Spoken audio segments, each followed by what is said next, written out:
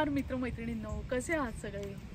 ह्यावेळेस खूप दिवसांनी तुमच्यासाठी नवीन व्हिडिओ घेऊन आले. मी आले आहे आपल्या सगळ्यांची लाडकी मैत्रीण रुपाली घोडेकर हिच्याकडे. हे Rupali, hello. Hi Pooja. So sweet. So Rupali सगळ्यांची आवडती आहे, सुगरण आहे, त्याची प्रचिती आलीच म्हणजे किती छान छान पदार्थ करते.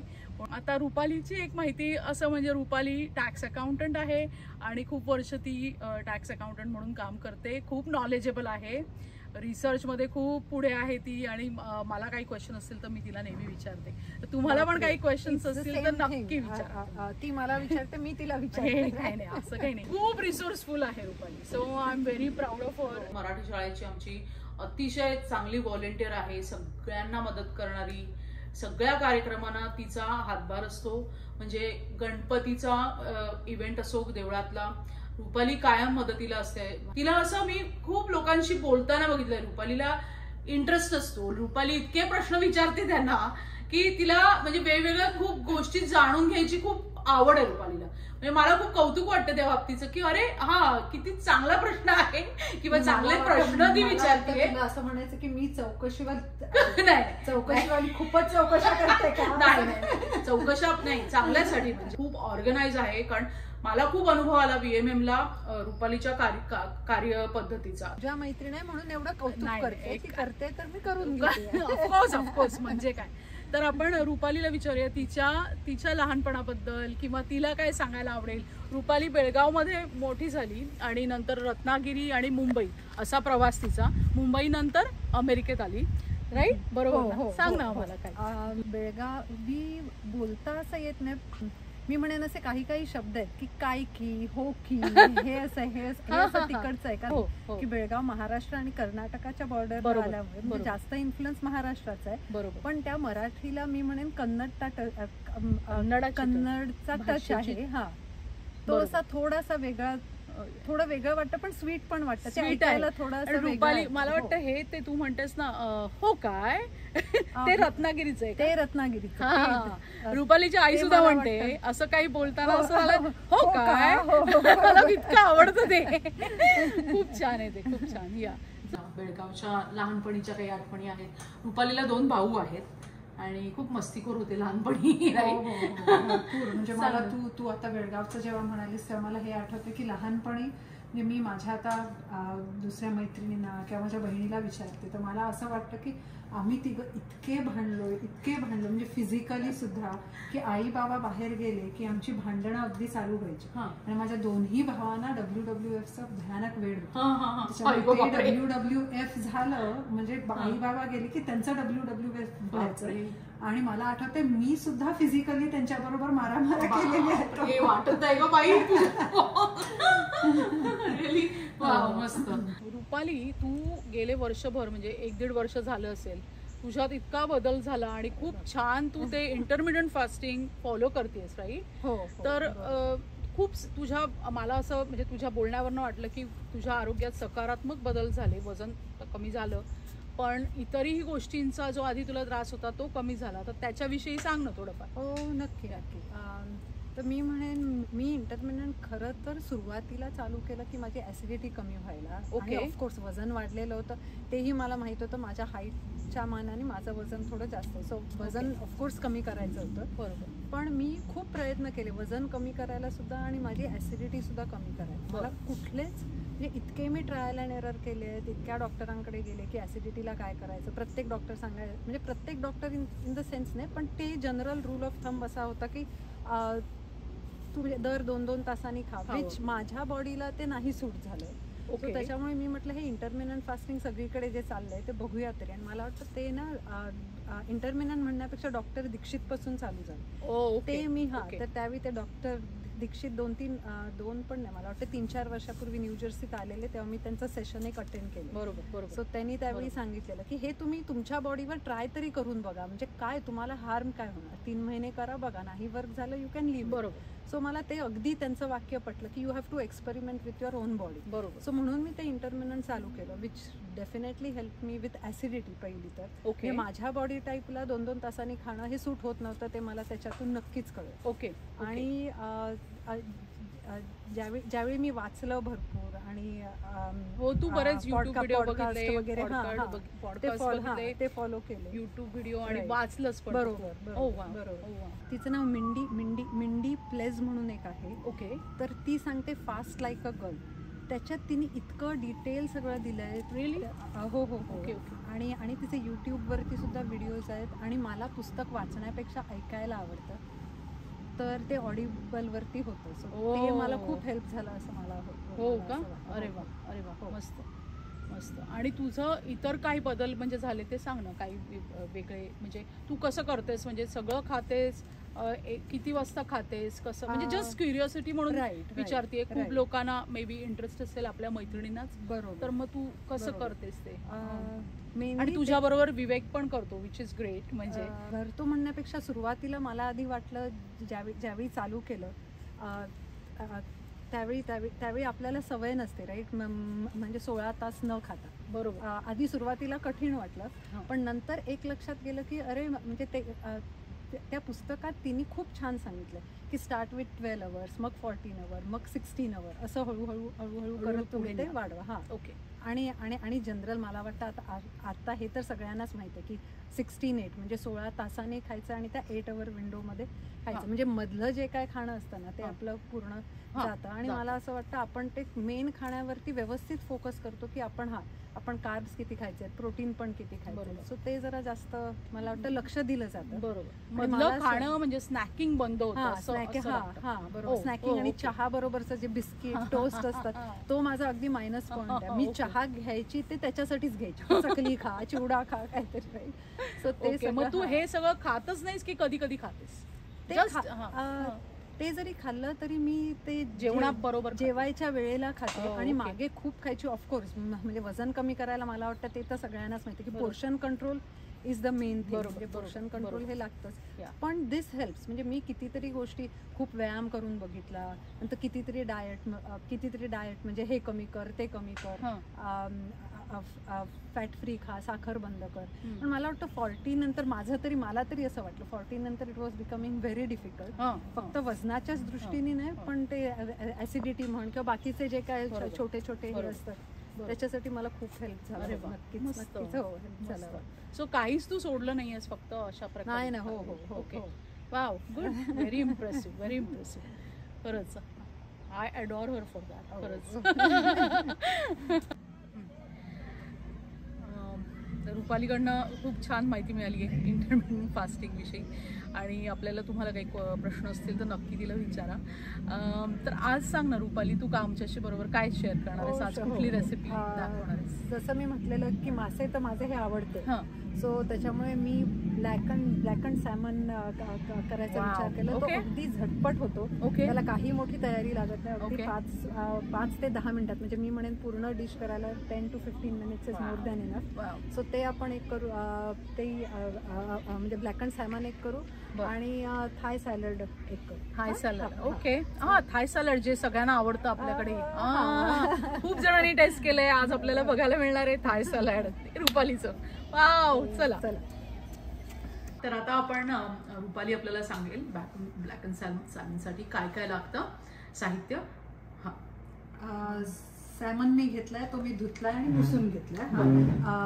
त्यावर ब्लॅक अँड सॅमनसाठी मी काय करते, म्हणजे फक्त कोणी ब्लॅक अँड सॅमनचा जो मसाला सिझनिंग जे मिळतं ते फक्त वापरलं तरीही चालेल. पण मी काय करते, थोडं हे वापरते आणि थोडा माझा मसाला माझं स्वतःचं ब्लॅक अँड सिझनिंग थोडं करते. पण मला असं वाटतं त्या दोन्ही टेस्ट जास्त बरी आहे, जास्त मिळून बरी लागते. तर हे मी तर ओनियन पावडर 2 tablespoon घेते. नंतर मग ही गार्लिक पावडर जी आहे ती साधारण 1 tablespoon. नंतर थाईम लिव्ज आणि ओरेगन लिव्ज आहेत ते अगदी 1/4 टीस्पून.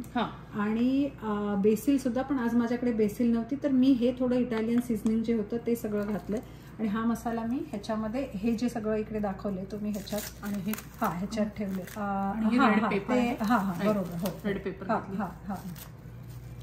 थोडा रेड पेपर आणि आपल्याला तिखट, आपल्याला इंडियनाइज तिखट लागतं म्हणून आपली मिरची पावडर सुद्धा थोडी घालते. ओके. सो ते तर हे आणि हे मग मी काय करते, हे हा जो मसाला जो रेडीमेड आहे 3-4 हा बरोबर, हा जो आहे तो त्याच्यात मी थोडासा माझाही घालणार, तो हा मी मिक्स करून घेते.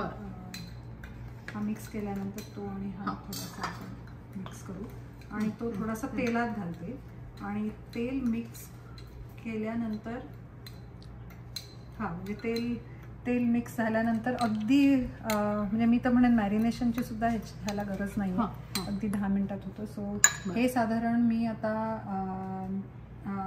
5-6 तुकडे घेतले. सो प्रत्येक तुकड्याला साधारण 1-1 चमचा तर हे आणि हे मी थोडं मिक्स करते. हे सगळंच मिक्स केलं. अच्छा, हे मी मिक्स केलं. हे मिक्स केलं आणि तेल लागणार. ह्याच्यामध्ये मी ऑलिव्ह ऑइल घेतलेलं आहे. साधारण जेवढे तुकडे तेवढे टीस्पून ऑलिव्ह. कारण साल्मनला स्वतःचं पण हे असतं. बरोबर, स्वतःचं पण असतं ह्याच्यात. 2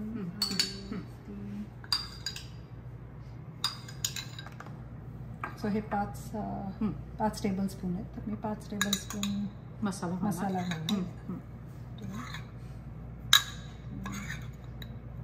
4 आणि 5 आणि थोडंसं ना, थोडं ह्याच्यात आहे मसाल्यामध्ये मीठ, पण थोडंसं मीठ मी थोडंसं लावते. सो हा मसाला असाच मिक्स करणार तेलामध्ये. हे वेगळं आहे का? छान आहे, नीट करून बघू. मी खाल्लाय तुझा, पण मला नीट कर.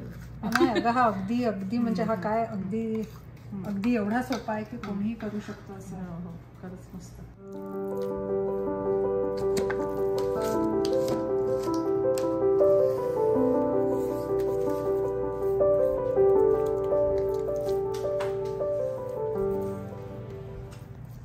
तो तेल आणि मसाला होता तो आपण आता मॅरिनेटला केलाय.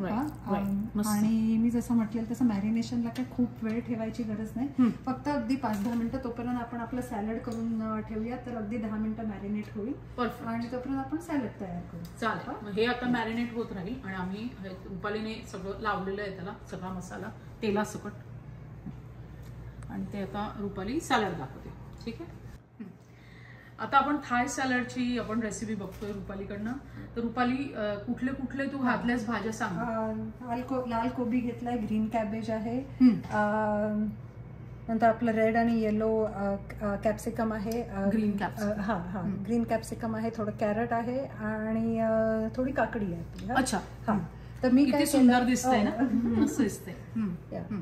तर मी काय केलंय, मी ना ड्रेसिंग ऑलरेडी करून ठेवलेलं आहे, पण त्या ड्रेसिंगसाठी काय काय लागणार आहे त्या गोष्टी इकडे आहेत. इतक्या प्रमाणाला मी म्हणेन की साधारण 2 टेबलस्पून पीनट बटर पाहिजे. तर 2 tablespoon peanut butter, 1 tablespoon soya sauce, नंतर हा गूळ मी थोडासा गूळ साधारण 2 टेबलस्पून घेतला आणि त्याच्यात थोडं पाणी घातलं. म्हणजे मग ते आपल्याला ड्रेसिंगमध्ये, कारण जे पीनट बटर घालणार ते खूप जाड असणार आहे, सो ते थोडं पातळ करायला त्याच्यात पाणी घातलं. 1 चमचा मिरची पावडर घेतली आहे. त्या ड्रेसिंगमध्येच आपल्याला अर्धा ते 1 लिंबू अकॉर्डिंग टू द टेस्ट ते घालायचं आहे. नंतर कोथिंबिरीच्या स्टेम्स पार्टच्या असतात ना, त्या घेतलेल्या आहेत. 2 पाकळ्या लसूण आहे आणि जिंजर अगदी थोडस आहे. तर हे सगळं चकत्या घेतल्या. पण मग ते कसं घातलंस? क्रश करून घातलंस का? मी हे सगळं आता मिक्सरला घातलं. हे सगळं मिक्सरला घातलं. हे सगळं मिक्सरला घातलं. समजा तुम्हाला ते ड्रेसिंग खूप जाड वाटलं तर थोडं अजूनही पाणी घालू शकता. जनरली ते तसं होतं, कारण पीनट बटर ठीक असतं. तर मी म्हणेन साधारण टेस्ट, म्हणजे ते ड्रेसिंग करता करता थोडं टेस्ट बघावी लागते. मग ते गोड कमी. हे तू तर करून ठेवलंय सगळं. मी हे एवढ्या पातळ कन्सिस्टन्सी मध्ये आहे हे, असं आहे. म्हणजे तशा प्रकारे तुम्ही ते करू शकता. मग मला ओरिजिनल रेसिपी मध्ये सांग ना, की हे गुळाचं पाणी होतं का ओरिजिनल? गुळाचं पाणी नव्हतं, तिने फक्त गुळ म्हटलेलं, पण मी बघितलं की गुळ तर एक गुळाची तिने मला वाटतं गुळाची पावडर म्हटली. माझ्याकडे गुळाची पावडर नव्हती. गुळ माझा घट्ट होता, सो मी म्हटलं पाण्यात घालते. एनिवे मला ते थोडं पातळ करायला. अरे वा, हे तुझं व्हर्जन आहे, मॉडिफाय केली थोडी रेसिपी, विच इज गुड. आणि थाय रेसिपी मध्ये गुळ वापरतात हे माहिती नव्हतं मला. वाव, किंवा तिने मे बी ट्विक केली असेल, किंवा ते साखर हनी वापरत असतील, साखर वापरत असतील, वी डोंट नो. पण हे तुझं अतिशय सुंदर होतं. So we are going with that.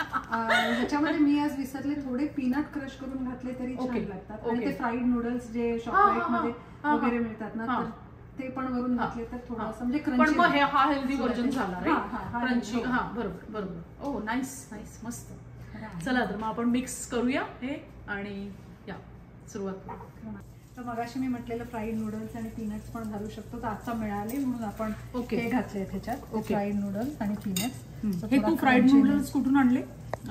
हे ना शॉपराईट मध्ये एशियन सेक्शनला मिळतात. ओके, फ्राईड नूडल्स म्हणूनच म्हटलेलं. अच्छा अच्छा, दॅट इज म्हणजे ते ऑप्शनल आहे, घालायचं कोणाला तर घालू शकतो. आणि इट्स अ फ्राईड, तो म्हणजे जस्ट हेल्दी ठेवायचं असेल तर विदाउट ते चालेल, पण याच्याने क्रंच पीनट पीनटने पण येईल क्रंच. या that's a good thing. So छान लागेल, पीनट ड्रेस छान लागेल. ते ड्रेसिंग झालेलं आहे ते जरा शेक करून त्याच्यात घालते. आणि ते मी म्हणेन ह्याचं प्रमाण असं काय नाही आहे, जसं तुम्हाला ज्यावेळी पुरे होईल असं वाटेल तेव्हा.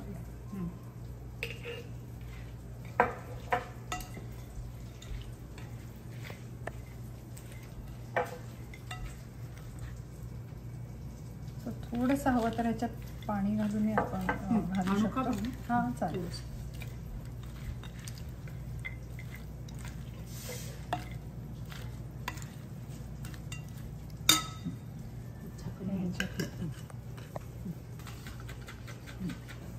जास्त नाही ना, मला जास्त मला वाटतं. ठीक आहे, थोडंसंच मी ह्याच्यातलं.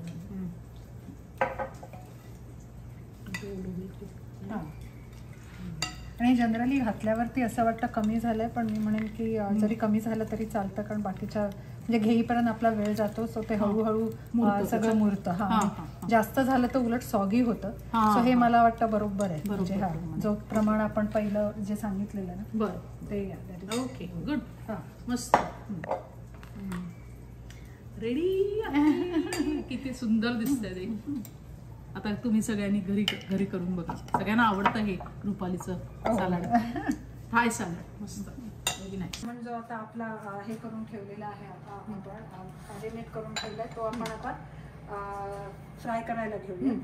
तर गॅस अगदी हाय हीटवर पाहिजे, कारण त्याचं नावच ब्लॅकंड आहे, तर तो ब्लॅक तर झालाच पाहिजे. Okay okay. त्याला ऑलरेडी तेल लावल्यामुळे मी तेल काय खूप नाही वापरत, अगदी एखादा चमचा फक्त तव्यापुरतं असं घालते.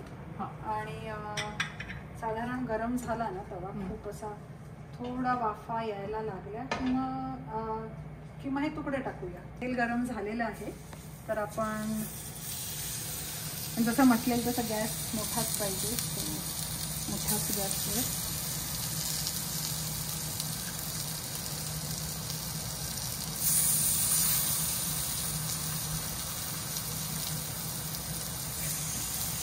चार एका वेळी व्यवस्थित होती. आणि आपण हे आता मोठ्या गॅसवरती साधारण 1 ते 2 मिनिटं, आणि मग आपण परते. हा परते म्हणजे फुल झाल्यानंतरच परते. बरोबर आहे ना. तर हा दुसरीकडूनही झालेला दिसतोय, तर आपण आता काढून घेऊ. ब्लॅकंड असा ब्लॅक सगळीकडून छान झालेला आहे.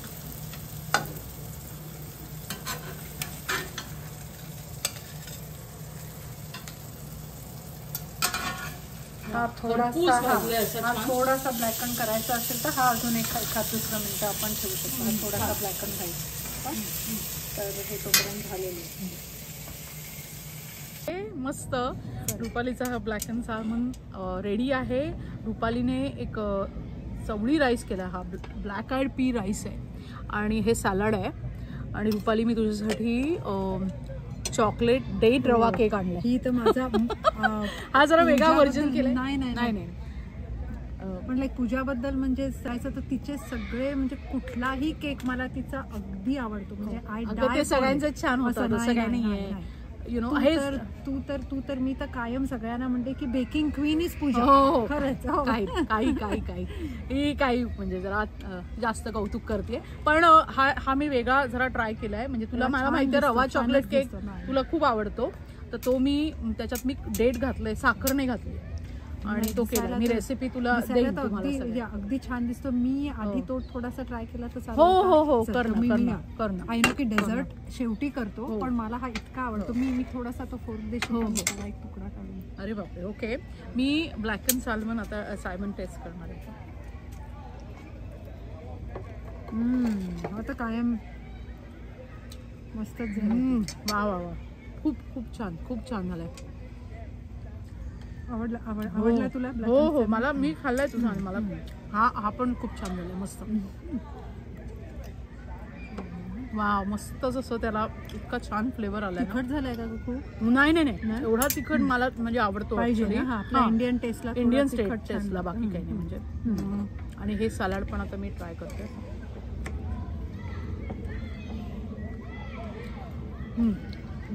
वा वा वा. सलाड मध्ये थोडस तू तिखट घातलंयस ना? हो हो हो. सगळे आपण हे पदार्थ घरी करू आता, म्हणजे रुपालीने आता दाखवले. थँक्यू रुपाली. थँक्यू. तुम्ही सुद्धा असे रेसिपीज करत राहा. आणि मस्त रुपालीने छान दिलेल्या आपल्या रेसिपी. आपण नक्की त्या ट्राय करू. आणि पुढच्या एपिसोडपर्यंत बाय. थँक्यू. चिअर्स. चिअर्स.